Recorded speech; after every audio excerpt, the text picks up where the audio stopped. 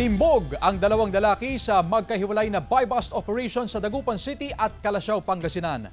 Nakaalerto Jasmine Gabriel Galban.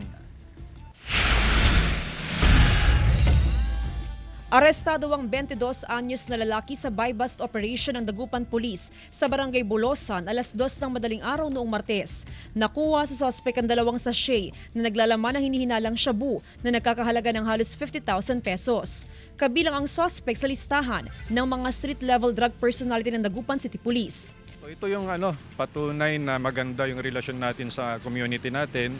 Nai-report sa atin ito na ito nga ay involved sa illegal na aktibidad at ito naman ay binalidate ng ating mga intel operative na totoo nga na involved siya sa illegal drugs. Sasampahan ng reklamong paglabag sa RA 9165 o Comprehensive Dangerous Drugs Act of 2002 ang suspect na wala pang pahayag. Timbog naman ang 45 anyos na lalaking negosyante sa buy-bust operation ng otoridad sa Barangay Macabito, Calasiao, Pangasinan noong Lunes. Nakuha sa suspect na isang mango buyer ang hinihinalang shabu na nagkakahalaga ng 4,000 pesos. Mahaharap sa kaukulang kaso ang suspect. Wala pa siyang pahayag.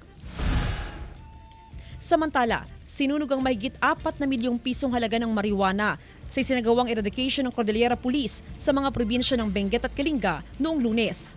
Aabot sa 18,000 na gramo ng marijuana stocks at 12,000 fully grown marijuana plants ang sinira ng mga otoridad. Jasmine Gabriel Galban, One North Central Luzon.